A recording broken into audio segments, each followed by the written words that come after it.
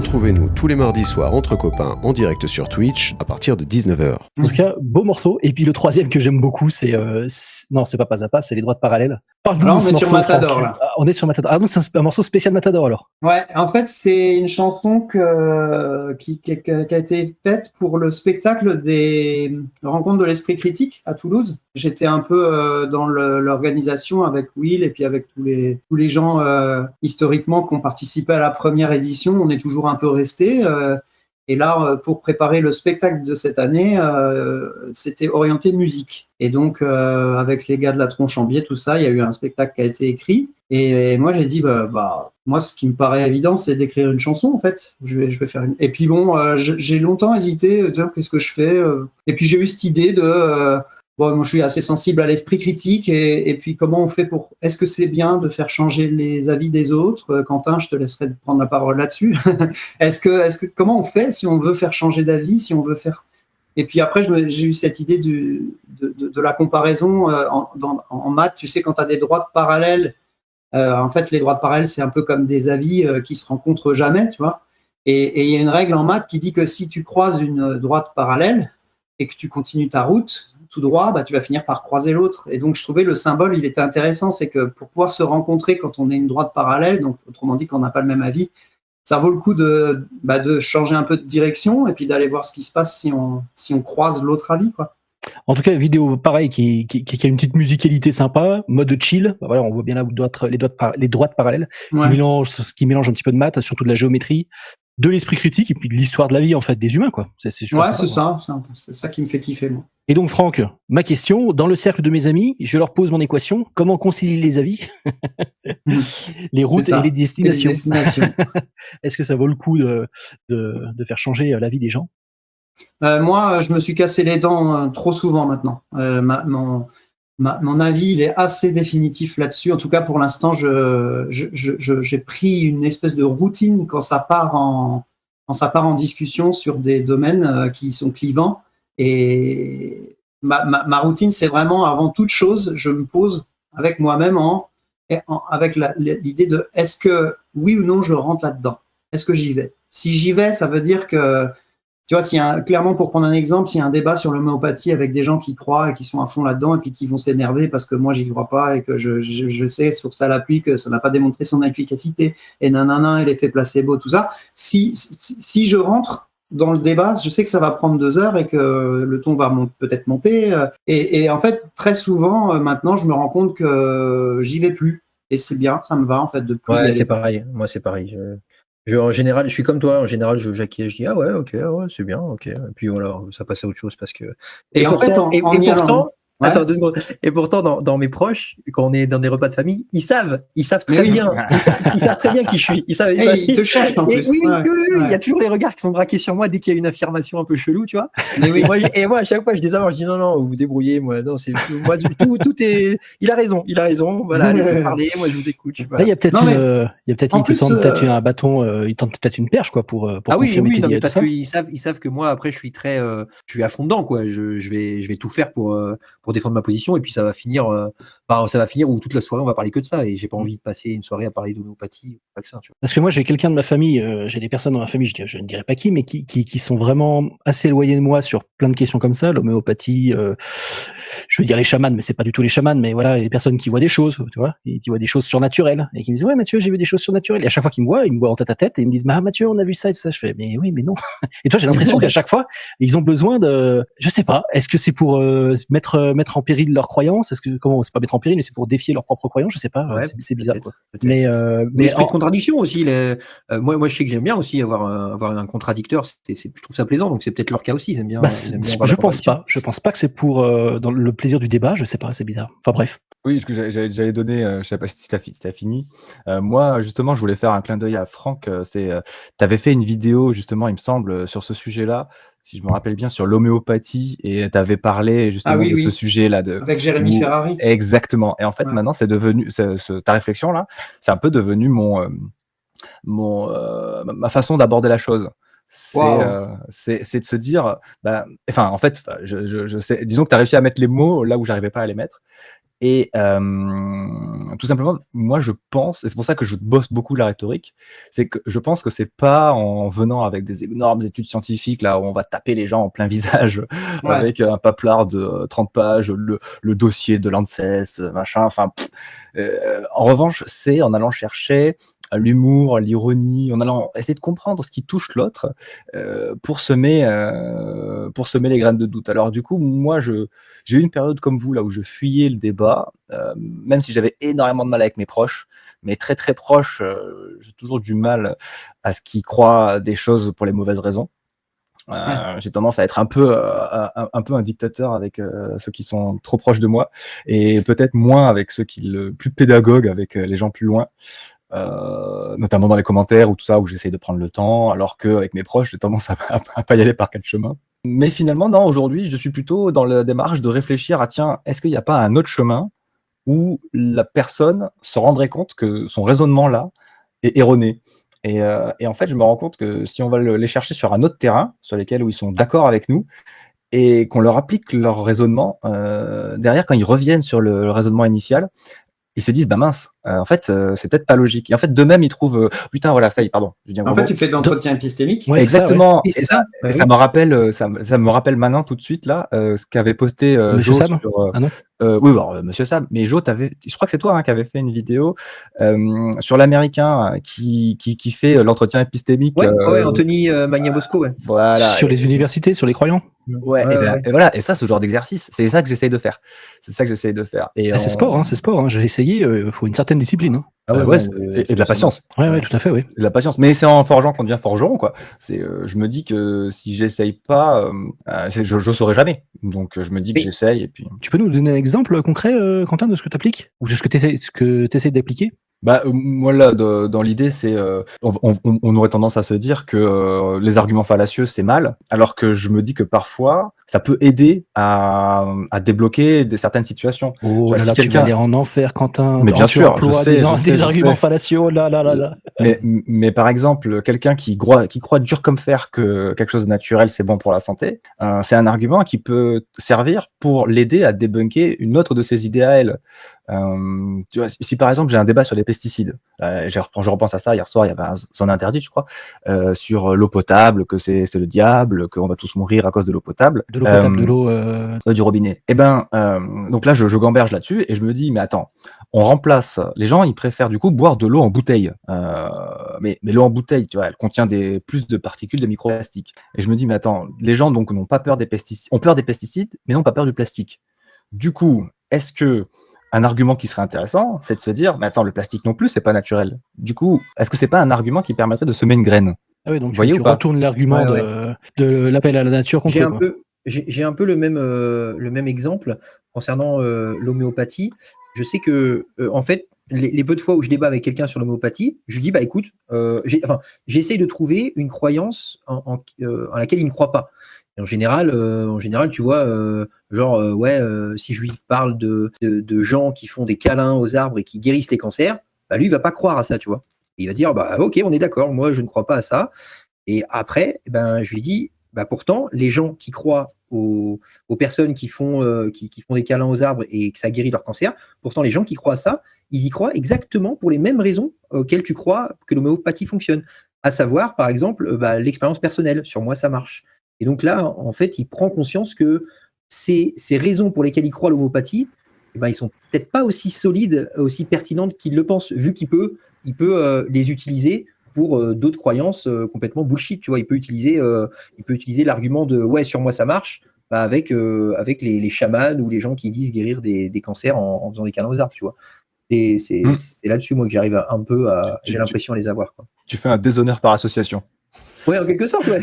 En quelque sorte, Tu ouais, crois grave. attention, tu as la même mécanique que des gens que tu trouves bizarres. Ouais, Alors, ouais. et vice versa, ces gens-là vont trouver Ouais. bizarre, mais tant que tu es dans la bienveillance et que tu écoutes l'autre et que tu l'accompagnes. Et c'est vrai que d'ailleurs, c'est une des vidéos dont je suis la plus fière, mais elle n'a pas très bien marché. D'ailleurs, je vais la repartager, je pense. Jordan X, il perd pas du boulot. Hein. S'il y a Non, un billet à se faire, comment il s'appelle? J'avais justement comparé l'homéopathie et les cochons d'Inde, parce que en Colombie ou je sais plus où, Là, radiographie Voilà. par cochon d'Inde, voilà. Et en fait, j'ai pris cette expérience qui est vraie. Il y a dans une certaine partie du monde, je sais plus où exactement, ils utilisent un cochon d'Inde vivant, ils le frottent sur le corps des patients. Et après, la dame, le cochon d'Inde, donc il meurt parce qu'en fait, la thérapeute, elle écrase le cochon d'Inde sur le corps du patient, tu vois. Horrible. Et donc la dame, elle te dit, bah voilà, il est mort parce qu'il a chopé toute la maladie du patient. Et là, le patient, ça va mieux. Et le patient, il se relève, il dit, ah oui, ça va mieux. Et après, elle dépece l'animal et elle dit, ah bah voilà, vous voyez, là, les muscles, ils sont blancs. Ça veut dire que en fait, la dame, elle avait une grippe, voilà, mais bon, là, ça va mieux, tout ça, blablabla. Oh, Et donc, pauvre cochon d'Inde. et oui. Et donc, en fait, ça utilise exactement les mêmes mécanismes que l'homéopathie, c'est-à-dire que dans cet endroit du monde où ils font ça, l'État reconnaît cette thérapie comme valable, tu vois. Oh Et en France, pour l'homéopathie, enfin, il me semble que c'est un peu la même chose, tu vois, que c'est reconnu en gros de manière implicite par la majorité des gens, tu vois. Ouais, implicite, mais c'est plus reconnu par les instances médicales depuis un bout de temps. Hein. Oui, mais j'appuie sur le fait que dans ce village, dans cette partie du monde, tout le monde y croit parce que tout le monde est satisfait. Et c'est exactement la même mécanique pour l'homéopathie en fait. Et voilà, du coup, homéopathie, ouais, est-ce que vous avez de bonnes raisons d'y croire? C'est ça que. Là, j'avais utilisé effectivement ce passage avec le cochon d'Inde. Là, je trouvais ça complètement dingue. Donc à revoir. Pauvre petit père. Ouais, carrément, ouais. Ouais, c'est sûr, vaut mieux manger des petites granules sucrées, hein, putain. Oh là là. Pour le café, c'est super. Oui, l'homéopathie, ça marche. Je persiste et signe. Ça marche super bien pour sucrer le café. Alors, messieurs, comment vous définiriez, je sais pas si je parle français, c'est français, Ouais. définiriez? Comment vous définiriez l'esprit critique, alors? Oh non. Oh là là. Bonne fin de soirée. Salut mon pote. Salut mon pote. Tu vois, c'est une question trop large. Moi, j'arrive pas à définir l'esprit critique. J'en sais rien. Je sais pas. Moi, j'ai même jamais réfléchi à la question. Allez, qui c'est qui veut se lancer? Attends, je prends la définition du bouquin. Ah non, sans tricher. Franck. Ah la vache, putain.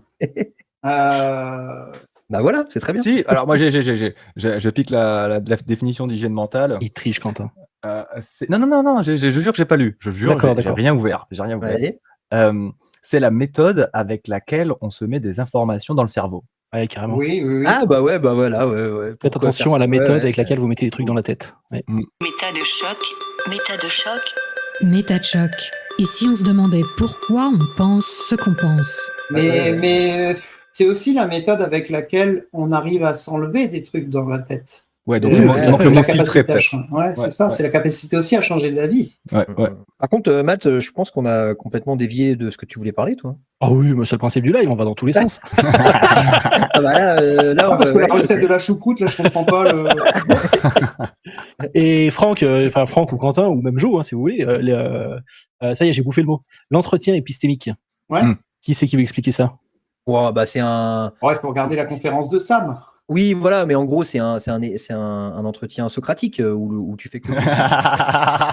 Bah c'est ça. Non, Les pourquoi tu grands mots. rigoles? Oui, non, c'est exactement ça, mais c'est Ah un oui. peu définir un truc compliqué par un autre truc compliqué. Ah ouais, bah, c'est moins compliqué parce que Socrate, en gros, il posait juste des questions à son interlocuteur, c'est tout, quoi. C'est ça. Et il amenait la personne à se rendre compte lui-même de ses erreurs de raisonnement. D'ailleurs, fun fact, je peux parler là, c'est bon, Matt? Ah oui, tu peux parler. Ah non, enfin, je sais je sais pas ce que tu veux dire. Non, mais j'ai l'impression que je monopolise la parole. Ah non, je croyais que t'allais lâcher une grosse info, un gros Cette, os. là. Vas-y. Non, c'est une expérience personnelle que j'ai vécue. Et en fait, en gros, moi, je bossais pour une grosse société d'assurance et ils avaient une méthode de management qui, il me semble, vous allez me dire si vous êtes d'accord, ressemblait à l'entretien épistémique. C'est-à-dire que, genre, je me souviens, je rentrais dans le bureau de mon manager et Ah, c'est quelque chose que tu as vécu. Oui. Ah, pardon, Et j'avais pas suivi. c'était vraiment ancré dans la racine du la culture management. d'entreprise. Voilà, la culture d'entreprise, c'était comme ça qu'ils faisaient. Et à chaque fois, c'était toujours pareil. Je rentrais, oui, bonjour, Jordan, alors comment tu vas aujourd'hui? Comment ça va? Blablabla. Et ça enchaîne une discussion. Et en fait, pour me parler de mes résultats, jamais il me disait, oui, alors tes résultats là. Non, c'était. Alors, dis-moi, qu'est-ce que tu penses de ton résultat là sur cet item? Dis-moi.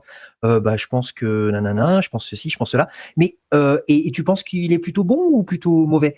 Et du coup, c'était moi qui me rendais compte qui me rendait compte de mes faiblesses. Et du coup, ça dans le. Alors, moi, je trouve que ça ressemble à l'entretien épistémique, mais en tout cas, ça marche très très bien parce que en fait, l'interlocuteur qui est face au manager, bah, il peut pas s'énerver. il peut pas s'énerver. Pourquoi? Parce qu'en fait, le manager, il dit rien. Il dit pas, bah non, tes résultats sont nuls. Non, c'était moi qui disais, bah ouais, je trouve que mes résultats, ils sont pas ouf. Et du coup, il y avait jamais de conflit parce que en fait, tu peux pas t'énerver vu que c'est toi qui le dis, tu vois. Ouais, j'ai déjà eu des managements comme ça, ouais. C'était trop efficace. Méchamment efficace. De fou. Et du coup, je me dis, en fait, c'est de l'entretien épistémique pour entreprise, en fait. J'ai eu l'impression, je sais pas ce que vous en pensez. Mais... Ah oui, tout à fait, ouais, parce qu'en fait, tu pousses la personne à faire la démarche de réflexion et d'analyse de la problématique, en fait. Tu lui apportes pas la science, tu lui demandes à elle de réfléchir, quoi. Et je me souviens, je me suis pas rendu compte tout de suite de ça. Et pendant ma période où je bossais dans cette entreprise, j'ai eu une formation pour devenir encadrant des nouveaux arrivants, tu vois. Et donc, dans cette formation, ils ont mis toute la partie comment apprendre à communiquer avec ces employés qui sont en dessous de toi, tu vois. Et là, en fait, ils nous ont montré toute la procédure à suivre. Et en fait, quand ils nous ont montré la procédure à suivre, j'ai vu mon manager en train de me parler, quoi. Et en fait, il déroulait un script, mon manager, en fait. Et je me suis rendu compte de ça. Et je me souviens, après la formation, je suis descendu, j'étais voir son bureau, je dis, ouais, mec, t'es un enfoiré et tout. En fait, tu fais que dérouler un script. Bon, je lui ai pas dit ça comme ça, mais on s'entendait plutôt bien, tu vois.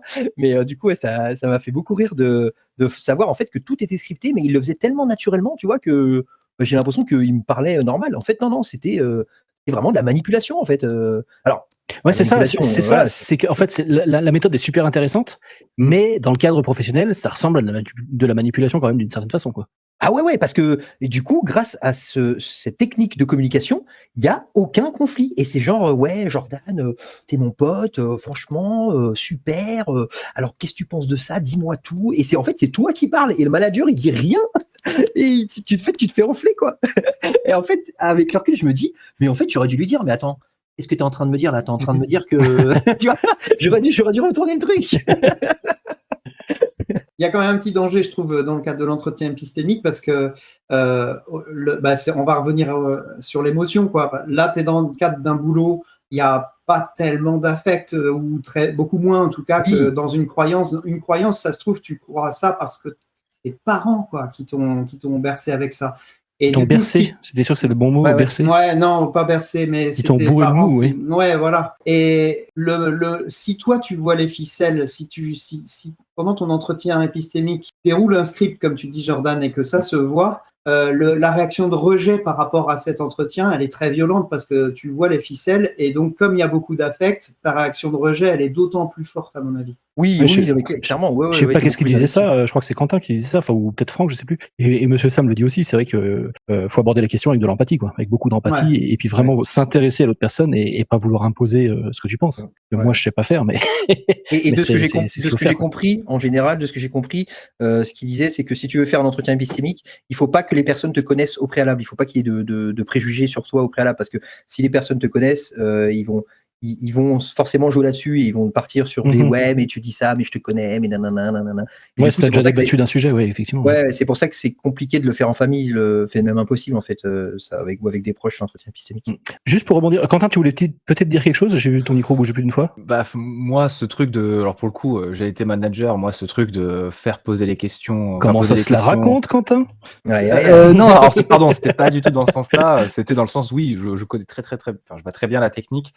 Alors c'est une technique que moi j'ai trouvé à double tranchant, parce que si la personne elle est dans une situation d'injustice réelle, si tu commences à faire ça avec elle, en fait elle va juste te rentrer dedans direct. Donc c'est bien aussi de savoir porter ses ovaires, ses nibards, ses couilles, ce que vous voulez, et aussi de prendre la position, de se dire bah voilà, ce que t'as fait c'est pas ouf, ce que t'as fait c'était bien, de notre point de vue, plutôt que de lui poser les questions pour que lui-même se rende compte que c'est bien ou pas bien.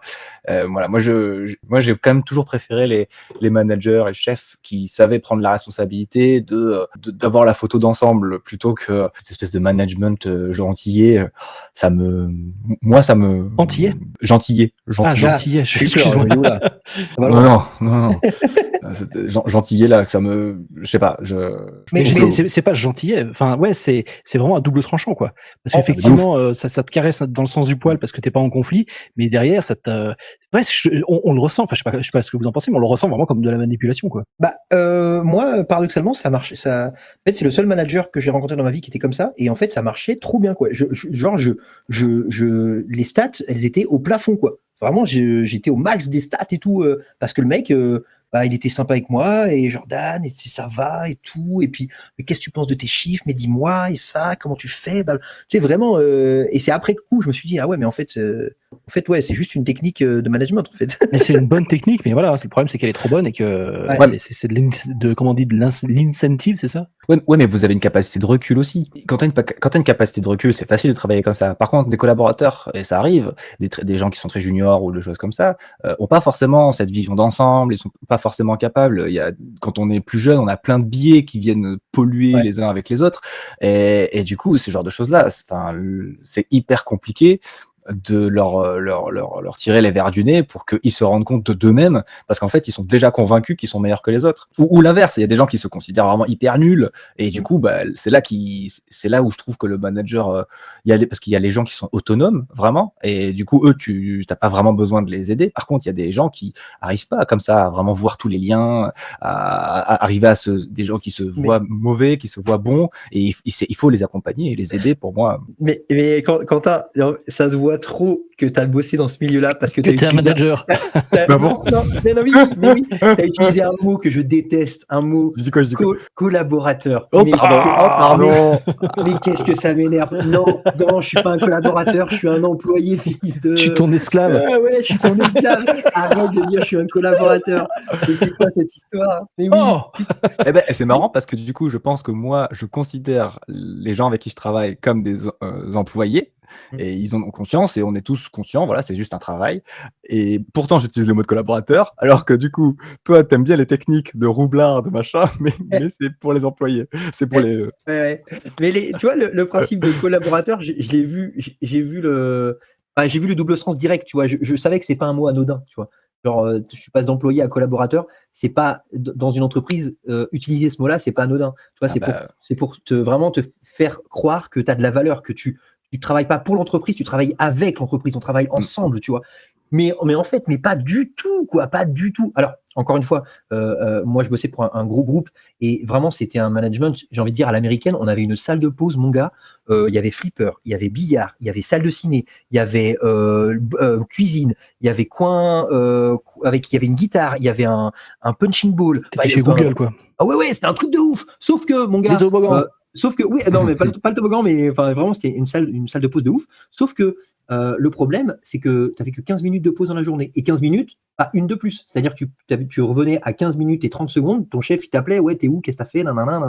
Enfin, tu vois, c'est vraiment tout dans le paraître. Alors, ouais, t'es content quand quand t'arrives dans l'entreprise et qu'il te présente la salle de pause, tu te dis, waouh, putain, trop bien, mais je vais rester toute ma vie ici. Mais non, mon gars, mais non, dans la vraie vie, non, tu restes pas toute ta vie là-dedans, parce que, en fait, tu t'en profites jamais de ces salles de pause. T'es tout le temps sur ton boulot, là, collaborateur. Tu m'étonnes.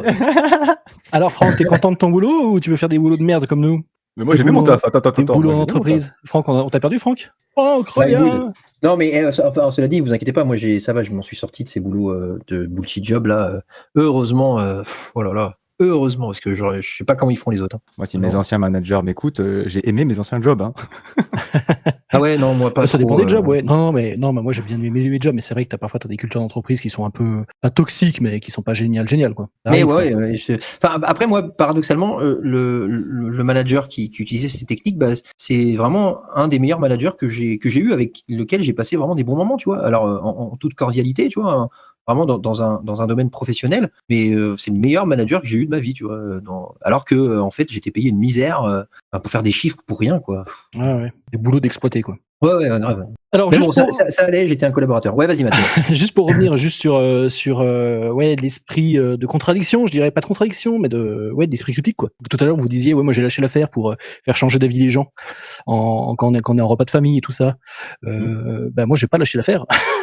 Et il faut jamais lâcher l'affaire. Après, je dis pas qu'il faut rentrer en conflit avec les gens, mais quand t'as quelque chose qui est dit qui est faux à table, à mon sens, il faut jamais laisser passer, quoi. Faut toujours apporter la contradiction, poser la contradiction pour ceux qui écoutent, quoi. Même dans un repas de famille, tu veux dire? Ouais, s'il y a des gens Ah qui ouais parlent d'homéopathie, de massage magique, de pierre magique, voilà, de fées, de n'importe quoi, à chaque fois, moi, j'apporte une contradiction. Sans rentrer dans le débat, mais pour montrer aux gens que non, il y a d'autres paroles, quoi. Il y a d'autres, t'es pas d'accord avec ce qui est dit, quoi. Il y a des domaines, franchement, vaut mieux pas, Matt. Enfin, le Non, mais domaine des juste, vaccins. je veux dire sans les vaccins. Ah non, mais sérieux, enfin, ça Les fait va quoi partie de la- Les va quoi Je sais pas. ça fait partie de la société. Moi, je m'y aventure pas du tout maintenant. C'est fini. Ouais, non, mais tu peux très bien ne pas rentrer dans le conflit, mais juste dire, moi, je suis pas d'accord, tu vois. Et apporter, bah ouais, parce que sinon, si tu laisses quelqu'un dire des grosses contre-vérités, surtout quand elles sont dangereuses contre les vaccins, qui ne dit mot consent, Jordan X. Ouais. Enfin, moi, c'est vraiment émotionnellement maintenant, c'est très lourd ça, ce sujet-là, parce que en gros, voilà, j'ai un oncle qui s'est pas fait vacciner et qui a eu le Covid et qui est mort, quoi. Ah Sauf ouais, que, zut. sauf que cet oncle-là, il avait prévu de se faire vacciner, sauf qu'il a été contacté quelques jours avant de se faire vacciner par une tante à moi, donc par une de ses sœurs, et en gros, elle lui a dit ah là là non, j'ai vu une vidéo sur internet, va pas te vacciner. Donc elle a dû regarder des conneries vous savez, vous connaissez les vidéastes, là, je sais plus comment ils s'appellent, mais en gros, bref, elle l'a appelé genre une semaine avant, non, va pas te vacciner, c'est dangereux. Donc du coup, il n'y a pas été. Et là, ça fait 1 an qu'il est parti du Covid. Un chaud, super chaud. Et donc là maintenant, moi, cette tante qui a dit à mon oncle de ne pas se faire vacciner, je l'aime beaucoup, mais tu vois, quand on se revoit, il est hors de question qu'elle me parle de ça. Il est hors de question que tu vois, enfin, si elle m'en parle, je lui dirais oui à tout. Tu vois, je peux pas apporter la contradiction. Tu vois, il y a trop d'émotions dans le game là. Tu vois, parce que pour moi, enfin, je sais pas ce que vous en pensez, mais pour moi, c'est un peu comme si elle avait dit à un mec qui montait dans une voiture, ne mets pas ta ceinture, la ceinture de sécurité, ça peut te tuer. Et il est monté dans cette voiture, il n'a pas mis sa ceinture, il a eu un accident, il est mort. Pour moi, cette dame-là, même si c'est ma tante, elle est en partie responsable de sa mort. Tu vois. Et du coup, c'est pour ça que moi, Matt, je te suis pas à 100% là-dessus. Il y a des cas de figure où non, vaut mieux pas intervenir et laisser couler. Tu vois. Bah, dans un cas où il y a beaucoup d'émotions et qu'il y a eu déjà un drame, ouais, je comprends, mais quelque part, c'est une responsabilité de ne pas laisser dire, si elle redit des conneries comme ça, des choses dangereuses, je sais pas.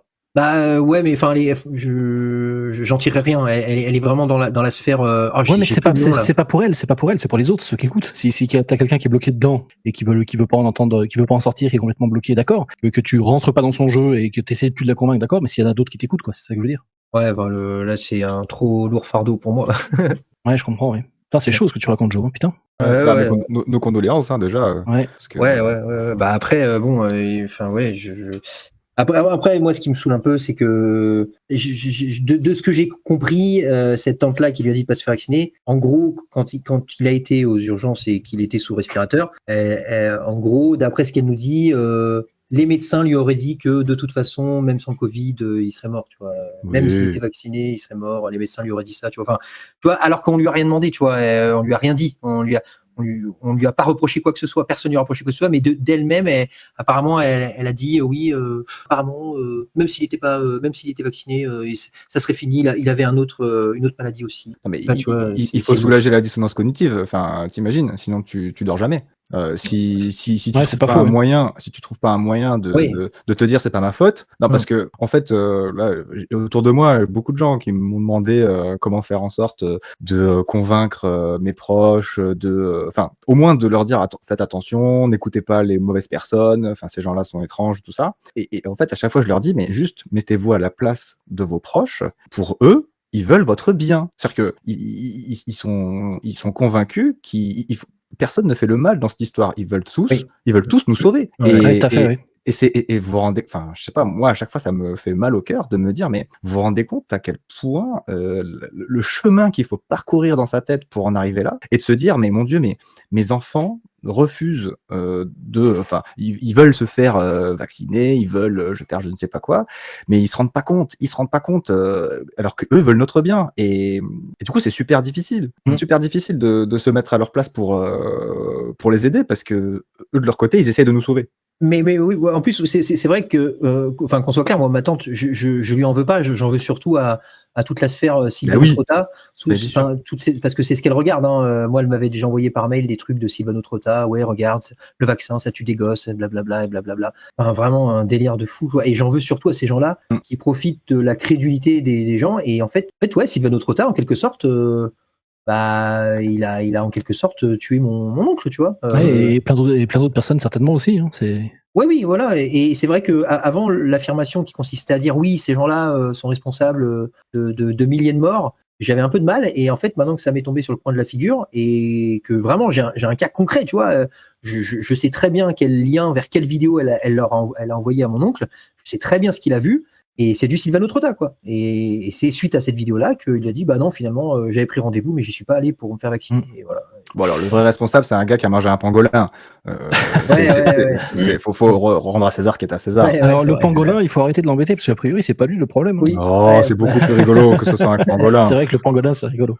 C'est vrai que le Covid, c'était quand même un cas un peu à part, parce que les médias étaient tous dedans. Il y a eu beaucoup de contradictions, même auprès de la bouche de plein de spécialistes. Tout le monde attendait des réponses, donc c'est vrai que les complotistes se sont embréchés là-dedans. C'est vrai que la période était vraiment compliquée à ce niveau-là. Mais par contre, pour ce qui est de l'homéopathie ou d'autres médecines alternatives, c'est vrai qu'on peut rencontrer plein de personnes qui sont à fond dedans et qui veulent pas se soigner pour des gros trucs et tout. Mais il y a quand même beaucoup de gens qui sont dans ces médecines alternatives et qui jurent que par là. Et le jour où ils ont un cancer, qui se font quand même bien soigner, quoi. J'ai eu plusieurs cas autour de moi. Les gens sont pas complètement débiles, quoi. C'est marrant, ils s'accrochent à ces sciences, enfin ces médecines alternatives. Et derrière, bah quand leur médecin il leur dit non, il faut vraiment prendre ça, une chimio et tout ça, sinon vous allez mourir. Bah là, ils passent à l'action, quoi. Mais tant mieux, Oui, tant vas-y, mieux. vas-y. Non, tant mieux, vas-y. Je sais pas si ça se vérifie par chez vous aussi, mais dans ma famille, ceux qui ont j'ai remarqué ça, hein, peut-être que ça se vérifie pas à plus grande échelle, mais en tout cas, dans mes proches, j'ai vraiment l'impression que ceux qui ont les croyances les plus what the fuck, tu vois, genre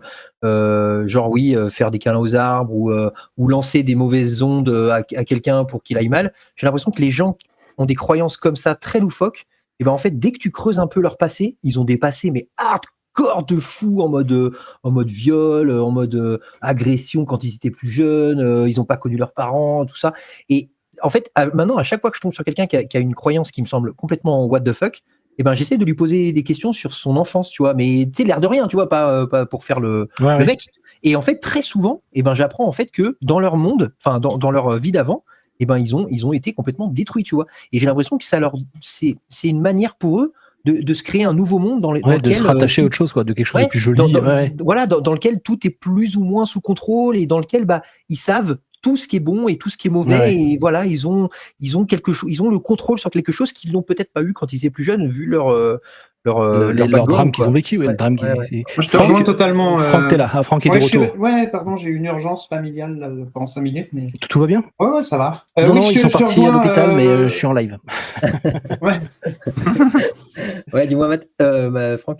Non, je suis d'accord avec toi. En fait, Jordan, tu m'as fait penser à un copain à moi qui est vraiment qui coche toutes les cases de ce qu'on pourrait dire complotiste, quoi, parce que il vraiment tout, quoi. Il coche toutes les cases. Et quand je me suis pris la tête avec lui plusieurs fois via Facebook, mais du coup, on est musiciens tous les deux, et puis on est amenés à se croiser, à discuter, tu vois, puis on habite dans la même petite ville en Indre-et-Loire. Et en discutant vraiment avec lui, et en discutant pas de dossier, mais en discutant des raisons pour lesquelles il croyait ce qu'il croyait, en fait, très vite, je me suis rendu compte que ce mec-là, il a été vraiment très très blessé dans son enfance, notamment très déçu par l'aspect politique, parce qu'il y avait des raisons par rapport à ses parents de croire en de la politique, et ça les a détruits, ses parents, et donc il a une revanche à prendre sur la politique, et aujourd'hui, tout son discours, il vient de là, en fait. Donc moi, c'est quand je réécoute vraiment, vraiment ce qu'il me dit, et les raisons. Lui, il en a peut-être même pas conscience, en fait, mais quand tu écoutes, c'est très clair qu'en fait, il pense pas tant que ça que le climat, c'est un complot. C'est juste qu'il a vraiment envie d'être contre tout ce que la classe politique... il a une revanche à prendre là-dessus. Et donc sa revanche à lui, c'est une posture. Voilà. Donc moi, je peux arriver avec mes études randomisées en double aveugle tant que je veux. Hein. Ça n'a aucune prise. Oui, ça n'a aucun effet, aucun effet. Mais en tout cas, oui, je suis ravi de voir que du coup, oui, c'est cette histoire de background, ça s'est vérifié. Ouais, je suis assez d'accord avec toi. Et d'une certaine façon, il y a c'est Mandax qui avait fait, qui me l'avait mis en exergue. C'est beaucoup plus dramatique pour le coup, c'est beaucoup plus violent, hein, comme sujet. Mais c'est tous ceux qui pensent avoir eu des abductions ou qui voient des serpents et tout ça. Bah, c'est qu'ils ont vu des serpents sur leur lit quand ils étaient petits, en fait, pour de vrai. Et des serpents, pas de type vertébré, quoi. Oui, oui, oui. Alors je sais pas si on peut aller plus loin, mais Joe, il va pas. C'est le genre de mot que Joe, il veut jamais dire dans ses vidéos, qu'il Ouais, dit dans ses vidéos. Ouais, ouais. Ouais, on parle de. On parle- Oui, oui. C'est ça. Donc on parle de personnes qui ont vécu des attouchements, des choses comme ça, quoi, qui ont vu qui ont vu des phallus et tout ça, qu'ils devaient pas voir quand ils étaient tout petits. Oula, il a dit le mot. Et ils se créent des narratifs pour complètement échapper à ça. Ils ont vu des serpents, ils ont vu des extraterrestres, ils ont leur corps qui est devenu tout chaud et tout. Enfin, c'est violent hein, quand tu fais le rapprochement entre les deux, entre le narratif complètement en dehors de la Terre et puis ce qu'ils ont vécu les gosses. C'est lourd. Hein. Et justement, Mandax, c'est Mandax dans une vidéo, dans un live où il prenait, il l'a pas fait beaucoup, il l'a fait 2-3 fois. Je sais pas si vous avez vu. Ils font des lives et puis des lives, le téléphone sonne quoi. En quelque sorte, ils prennent des auditeurs sur leur Discord et ils leur racontent leur histoire ou ils leur posent des questions. Et justement, une fois, il y avait une nana qui avait raconté ça et directement, Mandax d'ailleurs, il était avec, tu te rappelles, Franck, le mec et la nana là des Crop Circle là. Ouais, Francine Cordier et Ça me dit quelque chose, ouais. Voilà, Oui, et eux justement, donc ils étaient là dans le live et tout de suite ils ont dit à la personne, bah écoutez, il faudrait appeler directement telle association et tout ça qui vont vous aider parce que voilà, c'est connu quoi. C'est des choses vraiment connues. Il y a déjà des organismes pour gérer ce genre de personnes qui font des déclarations d'extraterrestres quoi. Une nuit réveillée pendant les vacances de 2014, une main, voilà. En fait, j'ai vu une lumière tout d'abord et ils m'ont dit de fermer les yeux. J'ai fermé les yeux et j'ai senti une main, 3 doigts qui se sont posés sur mon front et j'ai totalement paniqué. Et le matin, bah en fait, je me suis réveillée avec pensant que quelqu'un m'avait violée en fait. Et en fait, pas du tout. J'ai beau parler avec eux la nuit, enfin c'est très bizarre que ça soit passé la nuit et tout. Et en fait, les expériences ont continué après. J'ai eu d'autres expériences du même type, mais là avec personne dans la chambre, quoi. Quand vous dites ils m'ont dit de fermer les yeux, est-ce que vous vous souvenez si c'était une voix masculine ou féminine? Moi, c'était une masculine. 3 doigts sur le front. Comment avez-vous pu compter les doigts sur le front? Parce que je les ai sentis, c'est comme si j'avais fusionné littéralement avec eux. D'accord, fusionné. La lumière, il n'y a que vous qui l'avez vue. Oui, il n'y a que moi qui l'ai vue. Est-ce qu'en 2 mots, vous pouvez me la décrire? Elle était blanche et froide, et moi j'étais très froid comme ça. Et quand ils m'ont touchée, j'ai eu très chaud. Je sais pas comment vous dire ça, c'était assez exceptionnel, et j'avoue que le lendemain, j'ai eu très peur. C'était très lumineux ou pas? Ouais, très lumineux. Je voyais même plus la chambre, je voyais des corps, des humanoïdes, c'était très spécial. À part nous, ce soir, à qui en avez-vous parlé, s'il vous plaît? Au CRO France. D'accord, donc c'est bon. C'est parfait. Alors on n'ira pas plus loin alors. Vous êtes en bonne main. Voilà, c'était la bonne ambiance du live du lundi soir. Donc ouais, si t'as un background très chelou, il y a de fortes chances apparemment que tu vires dans des croyances cheloues après. Quoi. Ouais, en tout cas, c'est l'impression que j'en ai. Je sais pas.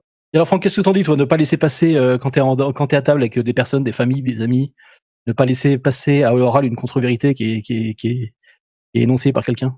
Tu laisses couler ou t'apportes la contradiction? Le contexte. Je disais en début de live que maintenant c'est une habitude, une hygiène de vie presque que je me suis mise, de réfléchir, de prendre 1 ou 2 minutes, de me dire est-ce que j'y vais ou est-ce que j'y vais pas. Et ça dépend vachement du contexte. Et est-ce que ça vaut pas le coup de toujours apporter la contradiction sans vouloir rentrer dans le débat, juste pour énoncer la contradiction, pas à la personne qui te dit la contre-vérité, mais aux autres autour?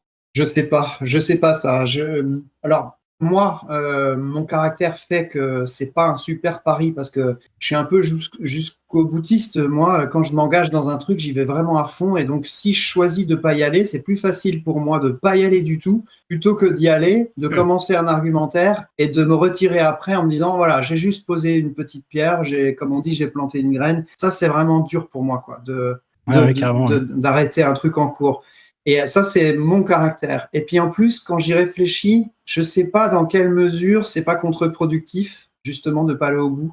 Parce que si tu arrives avec une contre-vérité et toi, tu balances ce que toi, tu crois être une vérité, donc tu essayes de sourcer le truc et de dire non, vous avez tort parce que nanana, et qu'après, t'arrêtes parce que tu veux juste planter un truc. Si après, il y a une demi-heure de contre-argumentaire sur ce que toi, tu viens de dire, est-ce que au final l'impression qui s'en dégage c'est pas ah ouais bon bah en fait il avait pas tant à dire que ça, finalement ses arguments ils ont pas l'air très solides parce qu'en fait il a pas tenu il a pas tenu le truc quoi. Ouais, possible. Ouais, c'est sport.